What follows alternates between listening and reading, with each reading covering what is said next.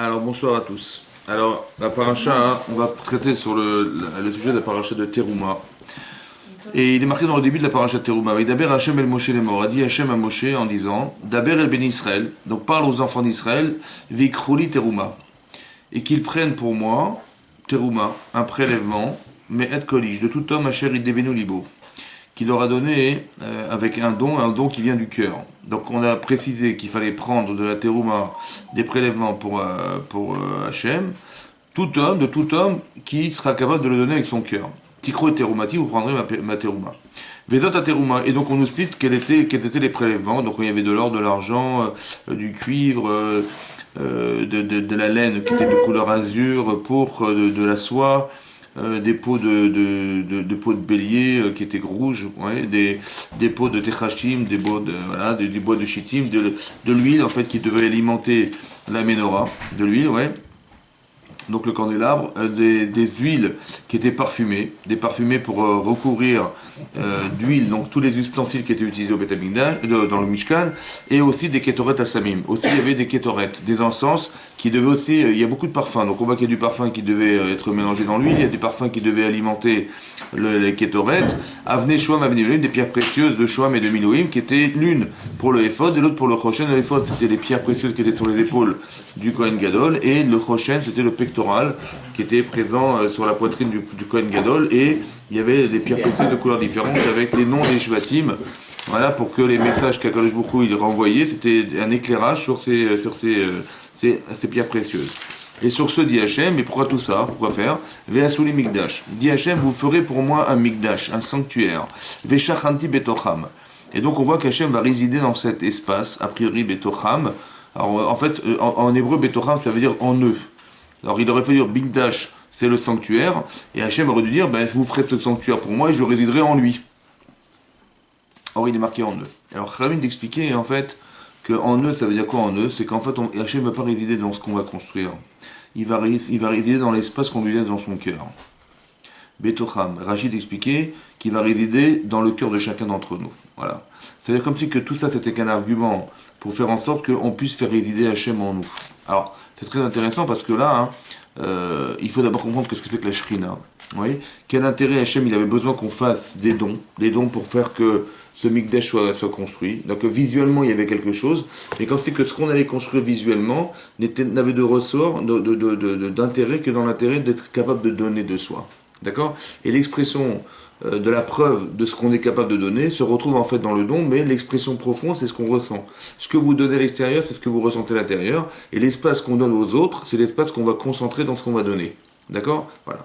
Alors c'est ça qui est marqué ici, mais il y a deux éléments qui sont très importants de retenir. D'abord, le sens des mots qu'on a utilisés dans la Torah, parce que en fait les messages, en fait, ils sont construits à partir d'éléments donnés dans la Torah. Les éléments donnés dans la Torah, c'est vikrouli, vous prendrez pour moi. Voilà. Prendre pour soi, prendre pour Hachem. Ça veut dire quoi prendre pour donner, oui. Bien sûr qu'on est obligé de prendre pour donner, donc il aurait mieux donnez-moi des éléments qui vont constituer le Mishkan. Non, c'est pas marqué vous donnerez. Comme si que l'élément moteur n'est pas le don en fait. Il est la prise. Je dois prendre de moi. Quelle est la différence entre prendre pour donner ou donner? Voilà, c'est aussi intéressant d'y réfléchir. À part ça, c'est marqué de tout homme, Asher idevenu libo. Voilà, la Shekhina ne va pas résider dans autre chose que d'être capable de donner avec son cœur. Quand je donne, c'est par amour. Quand je donne, c'est par l'intérêt que je procure à Akadosh Baruch Hu parce que ça vient de mon cœur. Voilà, il y a quelque chose qui va se créer entre lui et moi. Et pas par obligation. Ça veut dire que ici, la Shekhina ne résidera jamais sur la personne lorsque ça sont obligés de faire. Tu dis, Hachem il nous propose de faire une mitzvah, de construire le Mishkan. Je dis, on n'a pas le choix, on est obligé de faire. Et bien sûr, on est obligé de faire que le Mishkan soit Mishkan. Je dis, non, il ne faut pas que tu le ressentes comme une obligation. Il ne faut pas que ça vienne de ton cerveau. Il faut que ça vienne de ton cœur. Tu as compris l'information, alors exécute ce qu'on te demande. Non, on n'est pas dans l'exécution ici. Oui, de faire qu'Hachem il va résider quelque part. Hachem il va pas résider en ce qu'il nous donne parce que c'est incohérent de croire qu'il a besoin de quoi que ce soit. Vous comprenez? Donc c'est de quoi donner à Hachem, ça n'a aucun sens. Donc l'explication c'est pas de donner à Hachem, c'est de lui laisser l'espace qui réside dans ce que je vais lui donner. Voilà. Et ça, c'est référencé chez moi dans quelque chose qui est dans le cœur de la personne. La Shekhina va résider dans la capacité qu'on a de prendre de soi, et aussi dans la capacité de voir et de comprendre que l'espace que je lui donne dans mon cœur, c'est l'expression de ce que je lui donne. D'accord? Voilà. Donc c'est important que vous compreniez. C'est quoi la différence entre donner et prendre? D'accord? Voilà. Donner et prendre. Alors, donner, bah oui, bah je donne. En général, quand on donne, c'est qu'il y a une nécessité, on donne. Mais ça ne vient pas forcément de l'expression de ce qu'on ressent. Ça va? Je ne sais pas parce que je ressens quelque chose que je donne, c'est parce qu'il y a une nécessité de donner que je donne. Maintenant, on ne te demande pas de donner, on te demande de ressentir une émotion qui va à l'expression de ton cœur. Voilà. Et ça, l'Hachem, il réside dans cet espace. Très important que vous compreniez que quand je prends de moi, je fais un sacrifice. D'accord? La différence, c'est que lorsque je prends de moi, je fais un sacrifice, c'est-à-dire que je perds quelque chose. Je sais que je perds. Alors quand je suis calculateur, je perds, je calcule, eh ben, c'est une forme de frustration, mais comme c'est dans l'obligation de le faire, ben, je le donne parce que j'ai pas le choix. Vous comprenez? Mais il y a une frustration derrière le fait de donner. Mais quand tu prends avec ton cœur, tu ne perds rien, en fait. Quand je donne par amour, c'est l'inverse qui va se passer. C'est que j'ai peut-être même pas assez donné, vous comprenez? J'ai pas, y a quelque chose qui est de l'ordre de la concentration émotionnelle que je ressens, qui est l'expression de ce que je prends. Mais c'est pas un sacrifice. Parce que quand je prends par amour, je ne perds pas. Quand je prends parce que intellectuellement je sais que c'est de l'ordre de mon devoir, je sais que je perds, mais j'ai pas le choix. Vous avez compris la différence. Et là-dessus, la Shekhinah, Hachem ne réside pas dans cet espace. Il n'y a pas d'Aslacha, il n'y a pas de Bracha, il n'y a pas de tout ce que la Shekhinah peut apporter. Après, à nous de définir qu'est-ce que c'est que la Shekhinah. C'est quoi la Shekhinah? Ouais. Alors la présence divine, qu'est-ce que c'est que la présence divine? Voilà. Alors, pour vous expliquer ça, voilà. Alors, il y a une Gemara dans Sota qui explique là-bas, qui dit la feuille Yudzaïn, la Gemara dit comme ça. Vous savez qu'il y a une explication qu'a donnée Rabbi Akiba, oui, et qui a dit la chose suivante. Il est marqué Ish et Isha. Vous voyez, il y a, dans la Torah, c'est marqué quand on parle de l'homme, en général dans la Torah, au début de la création du monde, on dit Adam. Oui, on dit Adam. Il s'appelle Adam. Ça a deux explications dans le Midrash. Un, de dire Adam, bah parce qu'il est né de la Adama. Voilà. L'essence humaine, c'est parce qu'Hachem il a créé le corps à partir de la Adama, de la terre. D'accord, la terre, la Adama. Soit que le Midrash d'expliquer que Adam, ça veut dire adomer les Elion. Adam a domé les Elion. Adam, c'est quoi Adam? C'est pas la terre, c'est adomé, qui ressemble à quelque chose de divin. Alors en vérité, les deux explications, elles sont justes. Pourquoi? Elles ne sont pas contradictoires, parce que c'est où tu dis ben, l'homme c'est la terre, ou tu dis qu'il ressemble à quelque chose de divin. En fait, les deux sont vrais parce qu'on a un corps. Ouais. Quand on dit Adama, Hachem il a créé l'homme à partir, le corps à partir de la terre. Ouais. Afar mina Adama, il a créé à partir de la poussière de la terre, il a constitué le corps humain. Donc il y a des pulsions qui sont corporelles, mais qui sont terrestres. On va dire qu'on a des besoins terrestres. Pour vous expliquer un peu mieux, c'est que là-bas c'est marqué qu'après qu'Hachem il ait créé le corps humain, Vaïpar Be'apav, il a insufflé dans les narines de l'homme, Apav c'est ses narines, la Neshama elle est rentrée par le nez de l'homme. Ouais. Vaïpar Be'apav, Nishmat Raim, il a insufflé un souffle de vie en l'homme qui est la Neshama. Ouais. Veillé, le Nefesh Raya, il est devenu un être vivant. Voilà. Et là-bas, Rashi relève, il dit, mais Nefesh Raya, un être vivant, aussi c'est dit à propos des animaux. C'est marqué dans la Torah que quand Hachem a créé les animaux, il a créé Nefesh Raya. Les mêmes mots qui ont été utilisés pour la création de l'homme, pour dire qu'il est qu'il est l'être vivant de la création, on a dit Nefesh Raya. Mais aussi les animaux, on appelle Nefesh Raya, un être vivant. Alors Rachid expliquait, non, qu'en fait la différence entre l'animal et l'homme, c'est que l'homme, à la différence de l'animal, c'est qu'on lui a donné deux choses. Le dibour, la capacité, nosaf, on a rajouté à l'homme la capacité de parler et de penser. Vous voyez, le dibour et la machashava. Le dibour et la machashava. Ça veut dire quoi? Ça veut dire que dans l'homme, il y a une dualité qu'il faut comprendre. C'est que j'ai un corps animal et avec une capacité mentale à exprimer ma pensée. Ça va? C'est que quand je parle, ça vient de ce rajout qu'on a fait dans l'homme, qui est d'exprimer sa pensée. Donc de penser et de dire. Ça va? Je pense et je parle. Voilà. Ça c'est en plus. Maintenant, mais il reste que, il y a une dualité. Ça veut dire que je suis à la fois un animal, Nefesh Raya, c'est animal. Je peux avoir des pulsions animales, oui, comme de manger, de boire, de me nourrir, etc., qui sont animales, autant que j'exprime, j'ai de la pensée. Le problème, c'est que, en fait, si les deux étaient en cohésion tous les deux, il n'y a pas de problème. Seulement, mon corps a besoin de choses que ma tête n'a pas besoin, ou ma neshama n'a pas besoin, et ma neshama a besoin de choses que mon corps n'a pas besoin. Ça va? En fait, il y a un discours, il y a un langage qui n'est pas commun. Ça va? La Neshama, elle n'a rien à faire sur la terre, on lui dit, on l'impose de rester là, et le corps, il n'a rien à faire dans le ciel, on lui impose de rester, d'envisager de partir dans le ciel. Ça veut dire de faire des choses spirituelles, que lui ne ressent pas. Un animal n'est pas spirituel, ça va? Il n'a ni d'amour, ni de fierté de soi, ni comment dire, de satisfaction personnelle, de rien du tout, zéro. Ça va? Et la Neshama, elle ressent que ça, elle attend que ça. Oui? Pour vous donner un exemple, vous compreniez que la satisfaction c'est une création.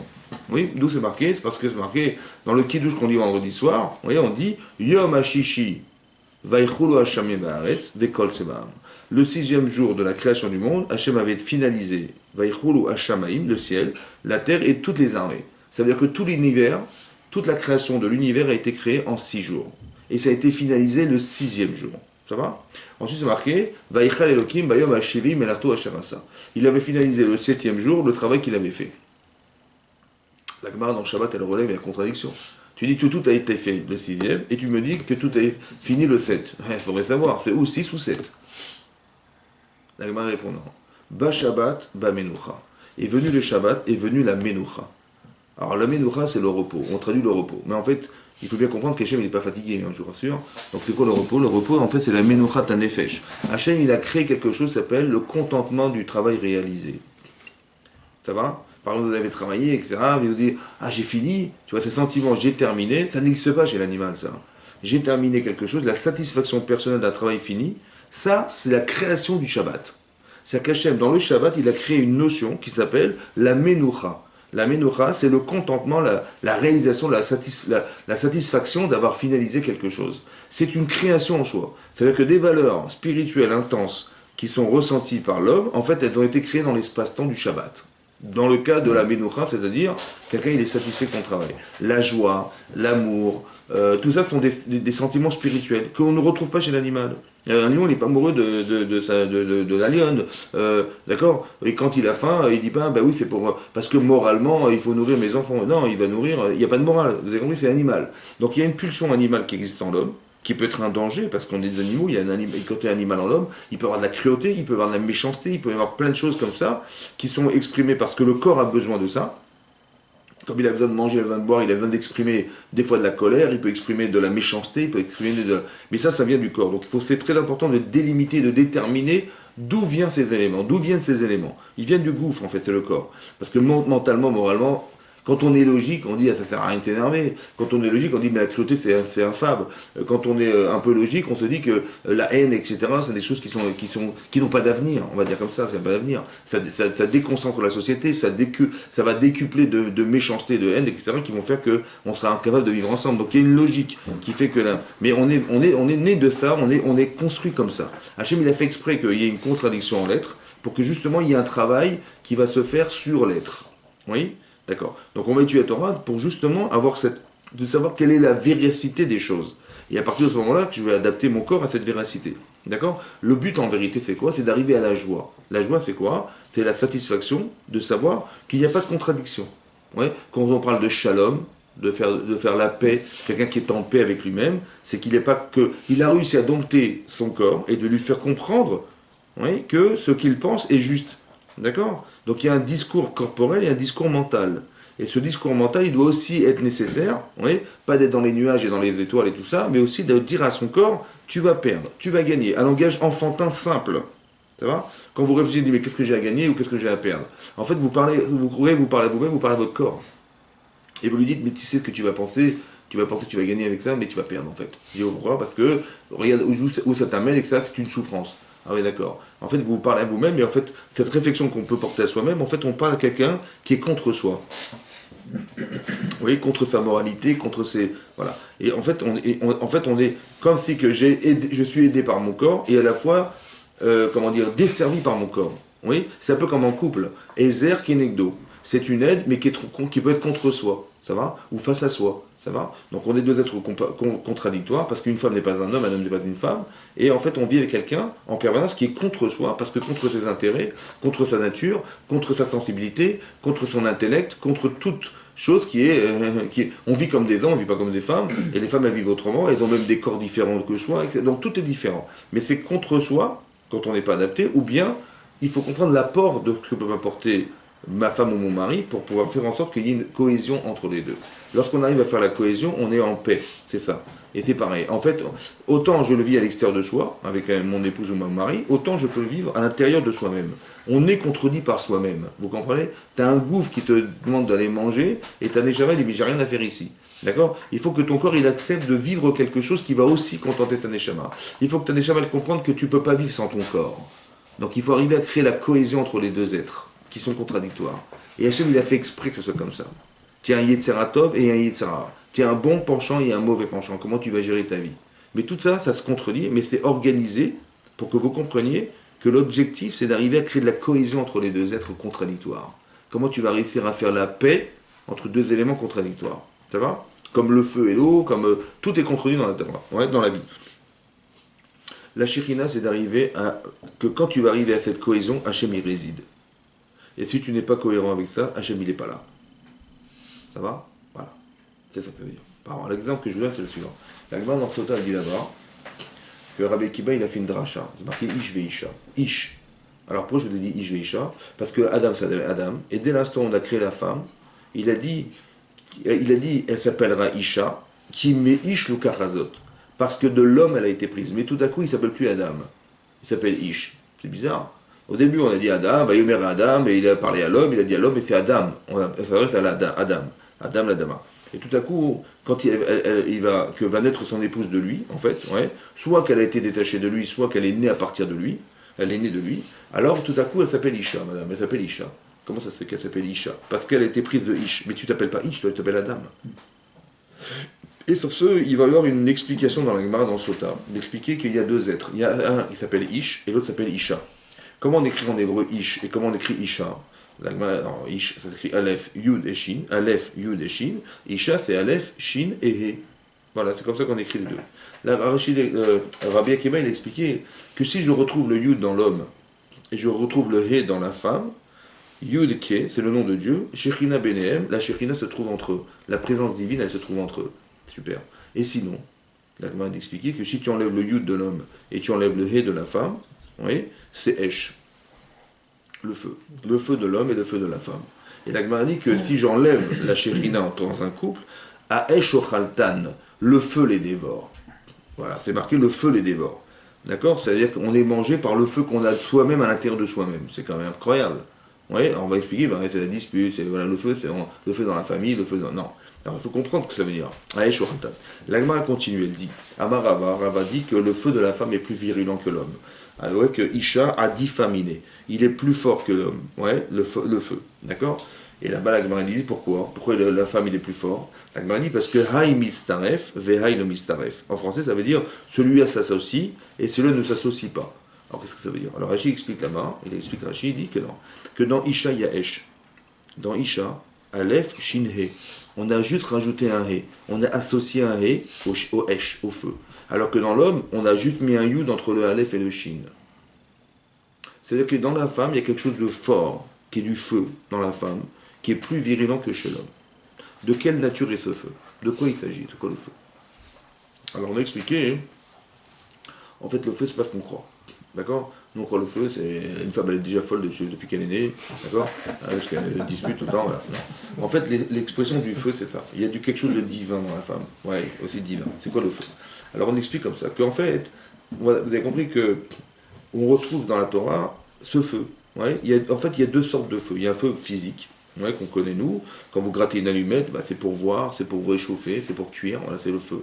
Mais l'avantage, il y a un avantage et un inconvénient. L'avantage, bah, c'est que on s'éclaire par le feu, ouais, on éclaire, on chauffe par le feu, on cuit par le feu, c'est vrai.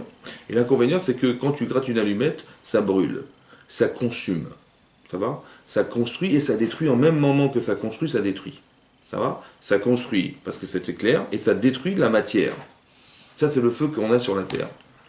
Il y a un autre feu, en fait, qu'on a retrouvé dans le buisson ardent. Par exemple, Hachem, quand il se présente devant Moshe Rabbeinu, ouais, il se présente dans un buisson ardent. Et quand Moshe voit ce phénomène, il ne comprend pas ce qui se passe, il recule en arrière. Il dit, mais qu'est-ce que ça veut dire? Comment ça se fait que ça brûle et ça ne consume pas? Donc le feu d'Hachem, il est présent sur la terre, c'est la Shekhinah, il brûle, mais il ne consume pas. Ça ne détruit pas.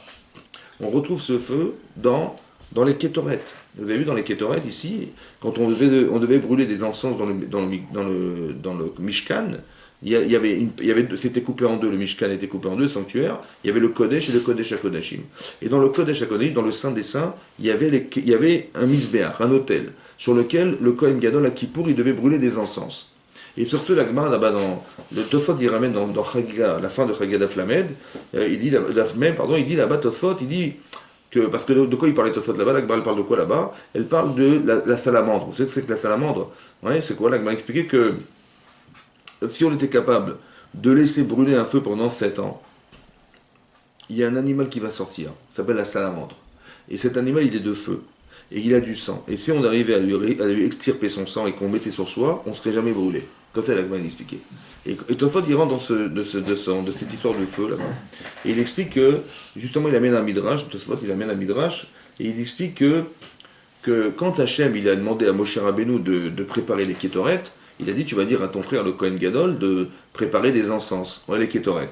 Et qu'est-ce qui va se passer? Il dit, mais oui, mais qu'est-ce qu'il faut? Voilà, tu as un autel qui est fabriqué de bois, recouvert d'or, une feuille d'or, d'une épaisseur d'une pièce de monnaie, et tu vas brûler des encens qui vont amener des odeurs. Il dit, mais attendez, j'ai pas compris, mais quand je vais allumer le feu et je vais brûler les encens, ça va faire fondre l'or, et ça va faire brûler le misbéach, l'autel, donc il va falloir changer de misbéach tous les jours. Il dit, mais non, le feu que tu verras, c'est le feu que tu as vu sur le buisson ardent. Il y a un feu divin. Ça va, il y a un Esh. Ce feu, il est divin. Il brûle quand même les kétoret. Comment? Ouais. Quand même les kétoret. C'est vrai, mais c'est comme il est marqué, Esh, tout cas dans la misbéach tamid, il y avait un feu tout le temps allumé sur le misbéach. Comment ça se passait? Le Kohen, il venait, il allumait. En fait, en apparence, tu vois que c'est lui qui allume, en fait, le feu, il venait du ciel. Donc il y a deux styles de feu. Il y a un feu qui va brûler, mais qui ne va pas forcément consumer tout ça. En apparence, tu vois que ça consume, mais en fait, ça ne consume rien du tout. Ça, c'est le feu d'Hachem, c'est la Shekhinah. On a du feu en nous, vous comprenez? Quand Moshe Rabbeinu, quand Avram Avinu, on lui a dit, écoute, c'est simple, ou tu fais Avodazara, tu deviens l'idolâtre, ou je te prends et je te jette dans la fournaise ardente, il n'a pas brûlé. Ça va? Il n'a pas brûlé parce que ce feu, en fait, c'est le feu d'Hachem. Il y a un feu, il y a du Esh, il y a un feu divin. On est Ish et on est Isha. Il y a quelque chose de divin en nous qui s'appelle le feu. Le feu de la femme et le feu de l'homme. Maintenant, ce feu de la femme et le feu de l'homme, c'est quoi? C'est l'identité masculine et l'identité féminine. C'est ça le feu. Hachem, il a créé une femme avec son identité féminine et son caractère féminin. Il a créé un homme avec un caractère masculin et une identité masculine. On a tous un caractère d'homme. Voilà. Et il y a des gens et une femme, elle a un caractère de femme. Mais la nature féminine, c'est son feu en fait. Il y a quelque chose qui a été pensé par Hachem qui a constitué la femme, ça s'appelle du Esh. D'accord? Juste que la Torah nous explique, dans la Gemara, que le feu de la femme, il est plus virulent que l'homme. Ça veut dire quoi, virulent? Qu'elle a une sensibilité particulière, féminine. D'accord? C'est pour ça qu'une femme, elle peut avoir une tendance spirituelle plus forte qu'un homme. C'est pour ça qu'une femme, elle a moins de mitzvot qu'un homme, parce qu'elle a moins besoin de s'attribuer des particules pour arriver à quelque chose, parce qu'elle est déjà construite de façon féminine, de façon spirituelle. Elle a moins besoin. C'est pas qu'elle est diminuée par rapport à l'homme, parce qu'elle a moins de mitzvot, c'est l'inverse. Comme elle est construite, elle a moins besoin de passer par l'apprentissage de la mitzvah, parce qu'elle est déjà quelque part construite. Donc ça, c'est la partie féminine, le Hézer. Maintenant, quand il y a un décalage ou un dénigrement du féminin ou du masculin, oui, donc chacun selon sa nature, ouais, un homme il ne va pas réagir forcément à ce qu'on va lui dire, mais dans un cadre particulier qui est humain et masculin, ça va le gêner. Donc il va s'énerver ou il va. L'énervement n'est que quoi? C'est quoi le feu? L'énervement, ou est-ce qu'on dit le feu les dévore? C'est que si tu ne reconnais pas ce que je te dis, je te mange avec ce que tu refuses de faire, de moi. Ça va? C'est ça manger. Ce feu te dévore. Vous voyez, c'est comme une femme, si elle est vexée parce qu'on l'a vexée, elle va dire, ah bon, tu m'as fait ça, mais tu vois ce que je vais te faire. Voilà. Ce que je vais te faire, en fait, c'est ce feu qui dévore, c'est ce feu qui se rebelle.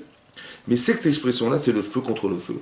Il y a quelque chose de féminin qui n'est pas reconnu et quelque chose de masculin qui n'est pas reconnu. Voilà. Et dans cette condition-là, le feu, tu ne reconnais pas ce que je suis, je te mange avec ce que tu ne reconnais pas. Ce feu les dévore. Mais c'est quoi que tu ne reconnais pas? C'est ce que je suis, ce qu'Hachem a fait de moi. Vous comprenez? Je suis une femme ou je suis un homme. Si tu ne reconnais pas mon côté masculin, ce que tu ne reconnais pas va te manger. Et si tu ne reconnais pas ce que je suis de femme, parce que tu dénigres ma nature de femme ou tu ne négliges ma nature de femme, alors ce feu que je porte en moi te dévore. Vous avez compris? C'est pas la dispute. La conséquence est une dispute. Mais la frustration est la conséquence de la dispute. C'est parce que je suis frustré que par conséquent, par corollaire, on va dire que je m'énerve. Ça va? Mais en vérité, c'est parce que tu ne reconnais pas ce que je suis essentiellement. Et ça, c'est important que vous compreniez, c'est ça le feu de la Torah. C'est ce qu'on appelle le feu de la femme et le feu de l'homme.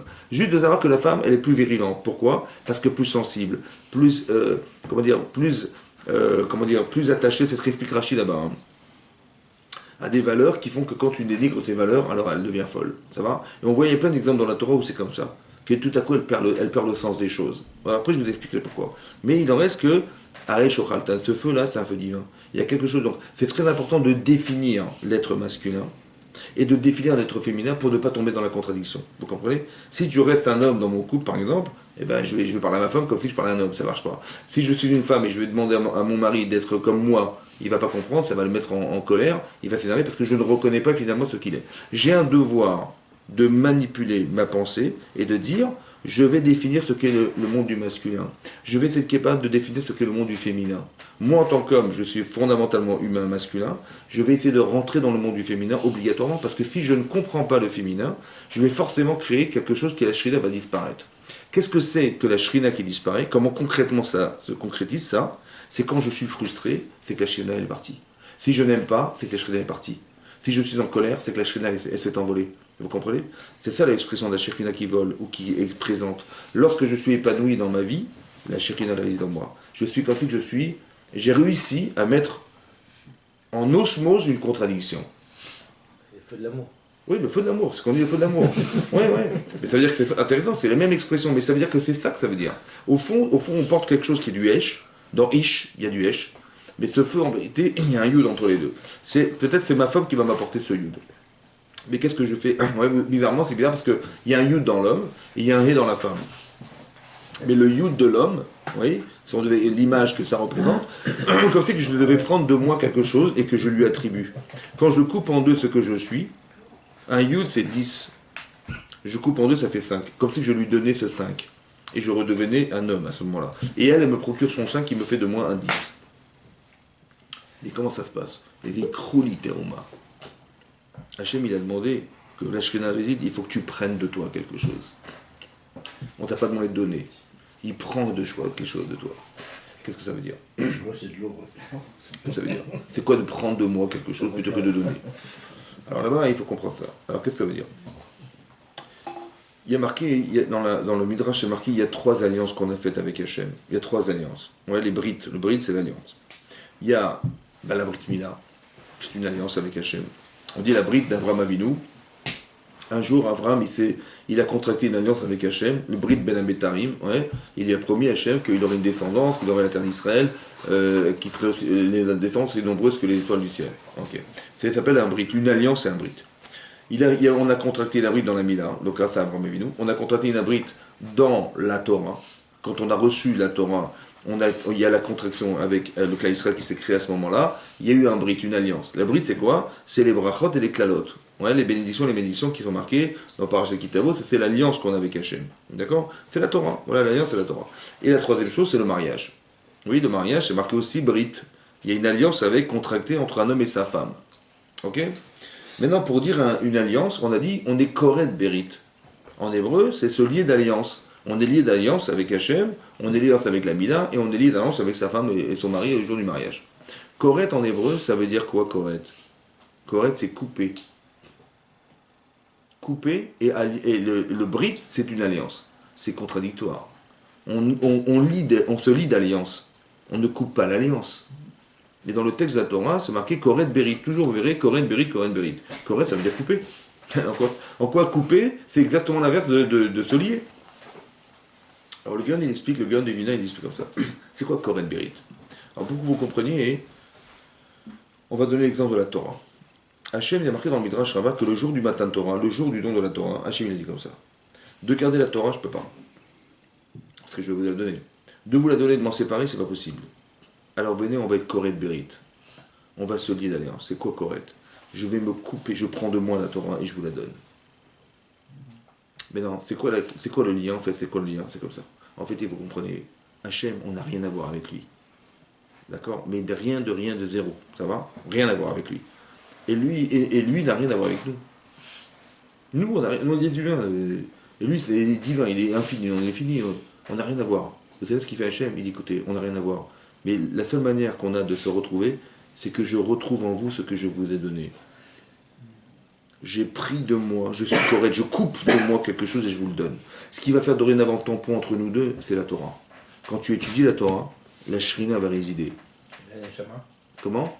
Attends, je vais t'expliquer après la Neshama. Mais que tu comprennes déjà que quand tu étudies la Torah, tu es avec Hachem. Après, il faut comprendre ce que ça veut dire. D'accord? Alors, maintenant, qu'est-ce qu'il a fait? Correct, j'ai coupé de moi. Quand j'ai fait la Mila, j'ai coupé aussi. J'ai sacrifié une partie de moi. Par exemple, il y a des enfants, Inès, Maoul, circoncis. Alors, il y a une mitzvah de Atafat Brit. Il faut faire que du sang coule. Absolument, c'est obligé. Il y a une forme de souffrance obligatoire. Quand tu coupes le prépuce, il y a une souffrance obligatoire qui est un don de soi. Ça va? Donc je coupe de moi quelque chose pour Hachem. Mais il faut qu'il y ait quelque chose qui vienne de moi. C'est pas que je donne. C'est pas que je me sépare, que je prenne. Ça n'a rien à voir. C'est pas que je me sépare de quelque chose, mais je prenne de moi pour que je donne. C'est différent. Je fais une effort de sacrifice. Pour que vous compreniez le sens de la Mila, ouais, c'est marqué dans la paracha de Vaïran. Là-bas, Rachid ramène qu'après ces paroles, Hachem a éprouvé Abraham. Et Rachid expliquait, après les paroles, quelles paroles? Il a éprouvé Abraham. Alors là-bas, c'est marqué dans la deuxième explication de Rachid, deuxième explication, après les paroles d'Ishmaël. Ishmaël, il est venu voir Abraham, alors qu'il avait été chassé avec Agar, il est revenu voir son père, il est revenu voir Abraham. Et lorsqu'il est revenu voir Abraham, Ishmaël, il est été voir Yitzhak. Il a dit, dis-moi, à quel âge tu as fait la Brit Mila? Il a dit, je l'ai faite à 8 jours, comme c'est marqué, comme la Torah préconise qu'il faille faire à 8 jours. Il dit, mais moi je l'ai faite à 13 ans, moi. Moi j'étais présent, moi j'étais conscient, je savais ce que j'avais à perdre, et je sais ce que... L'alliance, je l'ai construite parce que je me suis sacrifié pour Hachem. Mais t'étais où, toi? 8 jours, t'étais ni conscient, ni t'as de souvenir, il n'y a rien du tout. Où il est ton engagement personnel dans la brite, dans l'alliance que tu as avec Hachem? Nul, ça va, c'est nul. Et il lui répond, il dit, mais tu sais quoi? Toi, tu as donné un membre de ton corps à Hachem. Si Hachem me demandait de me sacrifier complètement, j'accepterais. Et à la suite de ces paroles, Hachem, il va éprouver Abraham. Ça va? Achar Devarim de Yitzhak qui a dit, mais moi, si j'étais prêt, mais moi, si demain Hachem me demandait complètement, j'accepterais. Comme si qu'il y avait une frustration. Est-ce que vous comprenez ça? Il y a comme si que la Brit Mila a été organisée à 8 jours, pour que quand tu seras adulte, tu auras la frustration de ne pas avoir été là. Et ça va te dire, mais j'étais pas là, mais je veux être là. Et tout à coup, tu vas te donner complètement. Ça va? Et tu vas donner toute ta vie pour Hachem. Mais ça vient, c'est né d'une frustration, d'une contradiction entre une présence et une pas présence, une conscience et une inconscience. Et j'étais pas conscient, j'étais pas là. Et je veux être là, je veux être avec Hachem. Et ça crée une frustration qui va faire que tu vas te donner toute ta vie pour Hachem. Et ça, c'est important, vous comprenez, c'est ça l'alliance. J'ai pris de moi pour lui. Ça va? C'est ça que je voulais vous expliquer. Tu as donné un monde de ton corps, mais moi je veux tout donner, moi. Et le fait que j'étais pas présent, ça m'engage à tout donner à Hachem. Ça, c'est l'alliance. Donc, qu'est-ce que j'avais? J'ai coupé.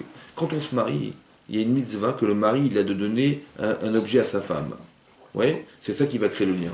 C'est marqué dans la Gemara qu'il faut donner Natanhu vers Amaru. Il faut qu'il donne et il dise. Il donne à sa femme. Alors aujourd'hui, on a une alliance, ouais. Il faut donner quelque chose. Et il va dire Ariat Mekou Chetli. Tu m'es sanctifié ce jour-là. D'accord? Donc c'est nécessaire de donner et de prendre et de dire. Pourquoi c'est nécessaire de donner? Encore une fois, correct. Je prends de moi et je lui donne. Je prends de moi et je donne. C'est-à-dire que c'est pas que je donne. Je prends. D'accord? Je me soustrais. Je donne. Pourquoi c'est comme ça? Encore une fois, c'est pareil. En vérité, on n'a rien à voir avec une femme. Et une femme n'a rien à voir avec un homme. Alors comment on va se retrouver? On va se retrouver dans ce que je vais donner. Je prends de moi et je donne. Vikruli teruma. Et en fait, ce qui va faire tampon entre nous, c'est que je vais retrouver chez elle, autant qu'elle va retrouver chez moi ce qu'elle a mis en moi et ce que j'ai mis en elle. Mais c'est marqué dans Rashi ici, Vikruli. Vous prendrez pour moi. C'est marqué Rachid Lishmi en mon nom. Les Shem Shamaim. C'est dur de donner Shem Shamaim. Autant que c'est marqué Ve'asuli Mikdash. Vous ferez un Mikdash pour moi, les Shem Shamaim. Ça veut dire sans intérêt personnel, que dans l'intérêt d'Hachem. Ça veut dire que ici, ce qui est marqué dans la Torah, la Shekhinah va résider dans un espace qui peut être de la Torah, qui peut être dans le mariage, qui peut être dans la Brit Mila. Ça veut dire qu'il y a quelque chose qui nous touche et qu'on porte en permanence, c'est cette alliance. Autant qu'on va la créer parce qu'on va étudier la Torah, autant qu'on va l'exacerber parce qu'on va vivre en couple. Il faut que je ressente cette Shekhinah dans ma vie de couple. Ça veut dire que si je suis épanoui dans ma vie de couple, je suis heureux, je suis heureuse, la Shekhinah est présente. Je le sais parce que je suis heureuse. Je le sais parce que je suis heureux. Voilà. Et tous les arguments qui sont là, ils sont là que dans cet esprit-là. Si je ressens de la frustration, où je suis malheureux, où je suis malheureuse, où je me sens pas bien, où je suis mal à l'aise, où je sens des choses qui ne vont pas, c'est que la Shekhinah n'est pas présente. C'est ça le sein. Vous ressentez quelque chose, ça s'appelle la Shekhinah. Ou vous ne ressentez pas la frustration, le fait de ne pas être épanoui dans sa vie, c'est le révélateur que Hachem n'est pas là. Ça va? Pourquoi? Parce que la recette, elle est marquée là. Krouli teruma avec ton cœur et pas avec ta tête. Il faut que tu sois capable en tant que femme de prendre de toi, de ce que tu es de femme et de donner à ton mari quelque chose qui va vous lier d'alliance. Ça va? Et c'est là que tu vas te rendre compte que tu fais l'Echem Shamaïm au nom d'eux. Alors après, comment ça se définit l'Echem Shamaïm? C'est compliqué à comprendre. Ça veut dire quoi au nom d'Hachem? Ça veut dire quoi au nom d'Hachem? Ouais.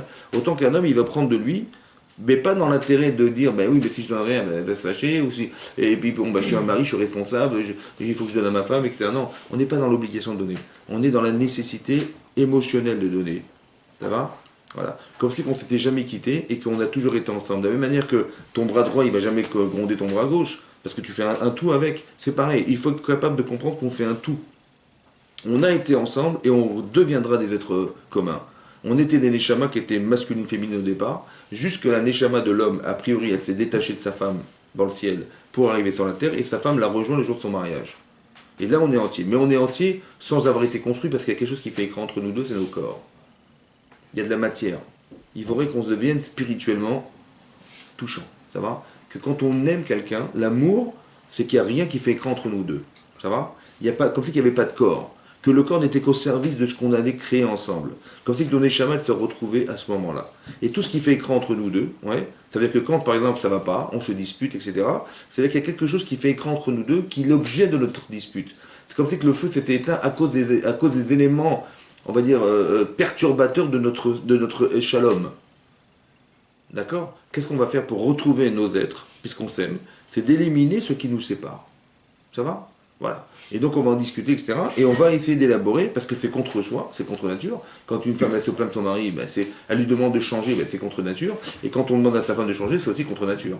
D'accord? Donc on va travailler sur ça.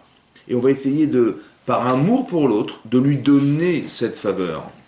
En quoi c'est les Shem Shemaïm de donner cette faveur à une personne en fait? Alors j'explique. Alors c'est quoi les Shem Shemaïm? Alors parce que si je donne à une personne, c'est pour la personne, c'est pas les Shem Shemaïm. c'est ça qui est compliqué. C'est ça. C'est vrai que de côté, on va dire que maritalement, c'est nécessaire, obligatoire. Mais d'un côté, il faut le faire pour Hachem. C'est difficile à comprendre. Parce que ce que je dois faire pour lui, c'est ce que je dois faire physiquement pour l'autre. C'est difficile à comprendre. Alors, on avait donné un exemple, une fois, on l'avait dit comme ça. Une fois, Pharaon, Paro, il avait vu que les ministres se multipliaient, il a commencé à avoir peur. Parce qu'il dit ça se multiplie, et ils vont nous envahir, comme il se passe aujourd'hui en France, on a l'impression qu'on perd l'identité française. Voilà. Ben, il a eu la même chose, il a eu peur. Il a eu peur que voilà, les ministres se multiplient. Il a été voir, donc il a été, on va dire, dans le Midrash marqué qu'on l'a consulté parce qu'on a eu peur. Les gens, ces ministres ont dit, attendez, les ministres se multiplient, ils vont nous envahir, ça va pas. Ok? Et donc il a réfléchi, il a dit, bah venez, on va s'ingénuer contre ce peuple. De peur qu'il se multiplie et qu'il nous envahisse, et qu'un jour, si on devait avoir une guerre avec nos ennemis, il pourrait en profiter pour s'associer à nos ennemis, pour nous faire la guerre et nous sortir d'ici. Voilà ce qu'il a pensé. Ok? Donc qu'est-ce qu'il a fait pour essayer justement de diminuer cette intensité de personnes? Il a dit, on va faire des camps de travail. Donc il a créé des camps de travail, et les gens travaillaient, jusqu'à un étouffement carrément. Mais code serroir, il n'arrivait même plus à respirer tellement il travaillait. Il espérait comme ça qu'il allait diminuer d'abord les naissances, et que les gens, ils allaient mourir par le travail. Voilà, c'était ça, il voulait nous détruire. Et il voyait que plus il nous accablait, et plus on se multipliait. Il devenait fou, quoi. Bon, qu'est-ce qu'il a fait? Il a dit, bon, on va être à la base directe, on va s'adresser aux sages-femmes. Et on va leur demander de prendre, que les enfants qui naîtront, si elles sont filles, ce sont des filles, elles vivront, et si ce sont des garçons, elles les tueront elles-mêmes. Comme ça, il n'y aura pas de naissance de garçons, il n'y aura pas de multiplication, il n'y aura plus d'hommes. Donc il n'y aura plus d'hommes, il n'y aura plus de naissance. Et c'est comme ça qu'on va éliminer les bénis Israël. D'accord? Donc il a été directement à la base. Directement à la base. À qui il a demandé ça? Il a demandé à deux femmes. Il a demandé à Yochebed et Myriam. Vous voyez? Yochebed, c'était la femme du Gadolador, du plus grand de la génération, et sa fille, c'était Myriam. Il leur a dit, ouais, c'est simple, vous étiez vous les gouvernantes des sages-femmes, vous allez, dès qu'une femme elle accouchera, une juive, ouais, vous prendrez l'enfant, si c'est un garçon, vous le tuerez, et si c'est une fille, vous la laisserez vivre. Bon. Et là-bas, c'est marqué que ces sages-femmes, elles n'ont pas écouté le Pharaon. Elles n'ont pas écouté Pharaon. Parce qu'elles n'ont pas écouté par Yirat Shamaïm. D'accord? Parce qu'elles étaient Yirat Shamaïm, elles étaient craignant Hachem. Alors on avait posé la question, je ne sais pas si vous vous rappelez, on avait dit, où est-ce qu'elle est la Yirat Shamaïm là-dedans? Tu vas demander à une femme de tuer un enfant, déjà, c'est insupportable. Ouais, une maman, elle ne peut pas tuer un enfant, ça n'existe pas, ça. Mais quand on est sage-femme et que son métier, c'est de donner naissance à des enfants, d'aller demander à cette sage-femme qui a pour vocation de donner vie aux enfants qui vont naître, c'est impossible. Donc on leur a dû dire, elles l'ont pas fait parce que c'était pas possible. Insupportable. Le premier lézard. Quand Hachem, je sais ce qu'il veut Hachem, il veut pas que je les tue. C'est ça, oui, non. On n'a pas retué les gens. C'est vrai ou pas? Mais ce qui est marrant, c'est ce que Hachem me propose, c'est ce que je ressens personnellement. Alors vous allez me dire, bah, c'est tant mieux. Parce que ce que je ressens, c'est ce qu'Hachem pense, bah, super, bah, tant mieux. Non. Vous savez pourquoi c'est pas bon? Parce que quand c'est moi, c'est pas la mitzvah. Je peux pas dire à chaque qui déchaîne ou Sivano. Comme Dieu nous a ordonné de faire. Non, mais moi, s'il était rien demandé, je l'aurais fait moi-même. Donc je ne suis pas ordonné à ce moment-là. C'est ça qui est compliqué dans la vie. C'est que quand tu dois faire des choses qui sont logiques pour toi, mais que ça correspond à la mitzvah, alors où est-ce qu'il est Hachem dans l'histoire? Vous comprenez? C'est ça qui est dangereux. C'est ça qui est embêtant. Nous, on croit que quand je ressens les choses, elles sont logiques et que ça correspond à la mitzvah. Mais je dis tant mieux, super, je vais faire la mitzvah comme Hachem m'a demandé, parce que c'est exactement ce que je ressens. C'est exactement le danger, il est là. Quand on te demande de faire un truc et que tu n'as pas envie de le faire, alors tu sais que tu n'as pas envie, mais tu vas te forcer pour le faire. C'est facile, ça. Parce que tu vas t'adapter à ce qu'Hachem, il te demande, alors que c'est contre toi, c'est contre nature, c'est facile. Mais quand c'est exactement pareil, où est-ce qu'il est Hachem et où est-ce que je suis moi? Quand tu dis, tu prends les enfants, tu les tues. Mais je peux pas, moi, tuer les enfants, mais je peux pas. Il faut que tu arrives à faire pour Hachem, pas pour toi. Alors on a expliqué, c'est comme ça. Quand on est dans cette situation-là, on doit se dire, mais qu'est-ce qu'Hachem il attend de moi? Qu'est-ce qu'Hachem il dit, il veut que tu les tues pas. Mais pourquoi? Tu sais pourquoi? Parce qu'un jour Hachem il a dit à Abraham, l'alliance, il a dit, tu sais, les Israéliens vont passer X années en Égypte. Mais ils sortiront Beruchush Gadol. Ils sortiront avec des grandes richesses. Et ces gens-là, ils vont sortir d'Égypte et un jour ils vont recevoir la Torah dans le mont Sinaï, sur le désert du Sinaï. Moi personnellement, je suis une sage-femme, je ne peux pas tuer les enfants. Mais je ne vais pas les tuer parce que ça m'est humainement insupportable. Je ne vais pas les tuer, vous savez pourquoi? Parce qu'ils doivent vivre pour sortir d'Égypte. Et je veux accomplir la promesse qu'Hachem a dite à Abraham. Et je veux que ces enfants ils reçoivent la Torah. Donc je ne le fais pas pour moi. Je prends de moi ce courage pour lui. Vous comprenez la différence? Pas que je le fais pas parce que ça m'est insupportable. Moi, comment je vais imaginer que je vais tuer les enfants? Alors je ne vais pas les tuer parce que... Non, c'est dommage que tu enfermes la volonté divine dans ce que tu ressens personnellement. Parce que c'est enfermer une volonté dans la tienne, humaine. On ne veut pas que tu fasses parce que c'est humain. On veut parce que tu veux faire descendre la shrina sur la terre. Et comment tu vas faire? Eh bien, il faut que tu le fasses descendre, lui. Comment tu fais? Ben, je le fais pour lui. Tu comprends la différence? Que quand je dis que je dois m'épanouir en couple, parce que c'est ça qu'Hachem il attend de moi. C'est ma mitzvah. Ma femme, elle doit comprendre ça et moi, je dois comprendre ça. Pourquoi? Parce qu'en vérité, vous savez quoi? L'enjeu, c'était l'enjeu du départ. Au départ, il y avait une Neshama qui était dans le ciel. Lorsque l'Agba, elle dit là-bas, dans Nida d'Aflamed, que lorsque l'enfant est conçu, 40 jours avant la conception d'un enfant, 40 jours avant la conception d'un enfant, on va dire, mais cet enfant, il va dire quoi? Alors on dit, Bat Ploni, une fille un tel, elle correspond à ce garçon. Ça va? Ça veut dire que 40 jours avant la conception d'un enfant, on avait déjà déterminé que cette femme, elle devait épouser cet homme. Mais pourquoi? Parce qu'en vérité, au départ, ils étaient tous les deux collés. En fait, la Neshama, il faut que vous compreniez qu'elle est masculine et féminine. C'est-à-dire qu'au départ, on était masculin et féminin. L'enjeu de la vie, c'est de nous séparer. Comme on a séparé Chava de Adam. Au début, c'était un couple jumelé. Oui, que l'homme, il avait un visage masculin. Hein? C'était dos à dos, non? Oui, c'est ça que je dis, jumelé. C'est-à-dire que l'homme, il avait un visage masculin, et de son dos, il y avait une femme, féminin. Et juste ce qu'a fait Hachem, c'est de séparer la partie féminine et de lui mettre face à lui. Exactement pareil, c'est physiquement ça, mais c'était spirituellement comme ça aussi. C'est-à-dire qu'au départ, depuis le départ, notre Neshama, elle était masculine et féminine. Et qu'est-ce qu'a fait Hachem? Il nous a séparés. Comme il a séparé Chava de Adam. Et là, il a vu qu'elle était Isha. Et que Isha, le Kachazot, elle était prise de la Isha. Ça veut dire quoi? Au départ, on était Neshama masculine et féminine. Jusqu'à Hachem, il a séparé l'homme de sa femme. Et là, c'est l'inverse qu'il a fait. Donc, qu'est-ce qui va se passer? Il faut retrouver cette femme. Mais en vérité, dans la conscience de l'être humain que je suis, Oui, parce que je suis un homme avec un corps et un corps humain et avec des tendances humaines masculines. Je n'ai rien à voir avec cette femme, vous comprenez ou pas? C'est que tout le travail, ça va être un travail d'essayer d'élaborer que j'arrive à retrouver cette essence féminine en moi. Autant qu'elle a un travail à faire de retrouver cette essence masculine en elle, alors qu'elle est féminine. Le travail, en vérité, c'est quoi le travail? C'est un travail de compréhension de l'humain. Ça va? De t'adapter au monde féminin, de t'adapter au monde masculin. Et lorsqu'il y a une adaptation qui est possible, on fait le shalom entre soi et l'autre. Être en paix avec soi-même, ça veut dire d'être adapté à la situation. Ouais, c'est ça, être en paix. À ce moment-là, je fais que la Shrina réside en nous. On retrouve en fait ce qu'on avait un jour perdu, d'avoir été séparés. Ça, c'est tout l'enjeu de la vie, ça. C'est l'enjeu de nos vies. Ouais. Pardon. Et s'il y a une guerre dans l'histoire? Attends, mais c'est une autre, ça c'est la guerre, on ne parle pas de la guerre. Non, mais oui, ça n'a rien avec le sujet, laisse tomber. Non, c'est pas compliqué, mais ça n'a rien avec le sujet. Maintenant, juste que je t'explique, d'accord? Après, je t'explique, ça n'a rien à voir avec ça. Maintenant, qu'est-ce que je disais? Donc c'est ça. En fait, vous comprenez, et c'est ça ce qu'on appelle la Shekhinah. La présence divine, c'est-à-dire qu'on va retrouver quelque chose qui est dehors de la satisfaction personnelle, d'être heureux de ce qui est pour être un trouble au départ. Que si on reste dans la position du départ, on va être troublé parce que dérangé par la différence. Ouais. Alors que si on arrive à adapter cette situation, c'est l'adaptation qui permet à la Shrina de résider. Mais je ne le fais pas pour moi.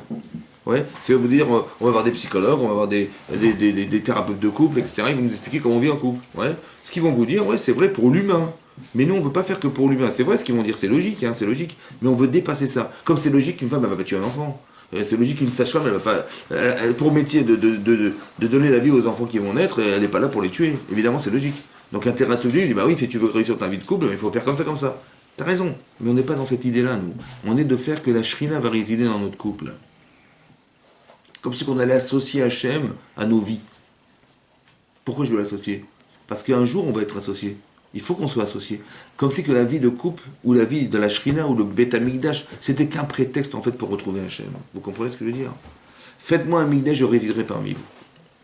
À partir de quand le Mikdash a été construit? Pourquoi ce Mishkan, il avait nécessairement besoin d'arriver là? Oui. Alors, il faut savoir qu'il y a une marque dans Ta'anit, la Gemara dit comme ça. Il y a marqué un passage dans Shir HaShirim. C'est marqué là-bas, hein, Beyom Chatunato, ou Beyom Simchat Libo. Beyom Chatunato, le jour de son mariage, le jour de Simchat Libo, la joie de son cœur. La Gemara d'expliquer que c'est quoi Yom Chatunato? C'est quoi le jour du mariage? Ben, c'est le jour du don de la Torah. Comme ça la Gemara traduit. Le pshat, le sens littéral, ça veut dire le jour de son mariage. La Gemara, on ne parle pas de mariage ici, on parle du jour du don de la Torah. Ben bon. Et c'est quoi Yom Simchat Libo, la joie du cœur? Ben, c'est le jour où on a construit le Mishkan, la parashat Teruma. Simchat Libo, la joie du cœur, c'est le moment où on a construit le Mishkan. Qu'est-ce que ça a à voir avec le mariage? En quoi le mariage a à voir avec le don de la Torah? Alors on a dit parce qu'il y a une alliance qui s'est créée, on a dit on a une alliance qui s'est créée, on l'a compris, c'est vrai ou pas? En vérité, il y a un autre point commun qu'il faut comprendre, c'est comme ça. Le jour du Matan Torah, c'est un rendez-vous historique avec Hachem. Le jour du mariage, c'est un rendez-vous historique. Parce qu'on était célibataire, on va dire qu'on s'est formé pendant toutes ces années de célibat. Mais pourquoi faire? Pour qu'un jour on se marie, on fonde un foyer, d'accord? On a une formation derrière. Ok, donc ça veut dire que ma vie va vraiment démarrer, pas quand j'étais célibataire à l'école, mais quand j'ai commencé ma vie professionnelle. Ça va? Ça veut dire que je me suis marié, ma vie elle démarre là. C'est là que ma vie elle démarre. Elle n'a pas démarré avant. L'avant c'est l'apprentissage à la vie. Mais ma vie elle a vraiment démarré le jour où je me suis marié. Alors qu'est-ce que ça veut dire? C'est comme ça. On a reçu la Torah sur Mont Sinaï. Donc on a reçu la véracité de la vie, du monde, le message de Hachem, c'est énorme. On a reçu un message qui a dit voilà, c'est comme ça. Tu vas aller voir des philosophes, des économistes, des machins, non, tout est marqué dans la Torah. Donc on a reçu le message de la volonté divine. C'est énorme. Ok, donc j'ai reçu ce message. Ok, donc je suis content. Chez Matan Torah, c'est fantastique. Bon, mais qu'est-ce que la Torah attend de moi? Qu'est-ce que Hachem attend de moi? Qu'est-ce qu'il faut être dans la vie? Quelle exigence il faut atteindre? Je n'en sais rien du tout. D'un côté, je suis content de m'être relié avec Hachem, mais qu'est-ce qu'il attend de moi? Je n'en sais rien. Point d'interrogation. C'est-à-dire que l'avenir est incertain. Vous comprenez? Quand je me suis marié, j'étais heureux, je me suis marié le plus beau jour de ma vie. Hein. Mais qu'est-ce que c'est de vivre en couple?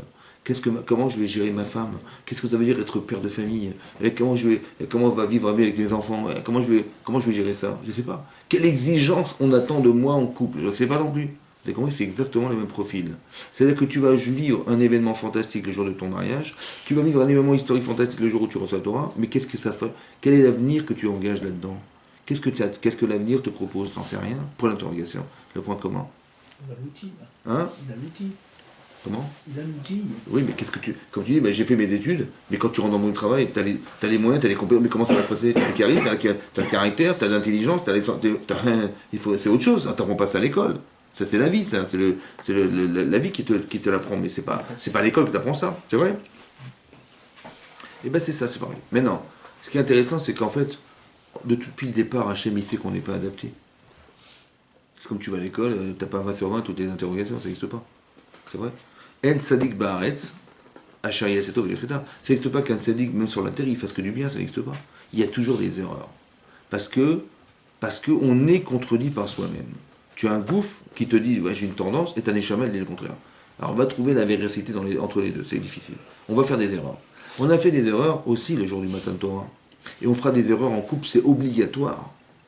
Parce que c'est parce qu'on s'aime et love story et machin qu'on va pas se bourrer. Mais évidemment, hein, on connaît pas le monde féminin, on va faire des erreurs. Elle va me demander un truc, mais j'ai pas envie, moi, ça m'intéresse pas. Elle va dire pareil, moi aussi, je pense que ça m'intéresse pas. Donc on va forcément avoir des écarts entre nous deux et des écueils entre nous deux. C'est évidemment.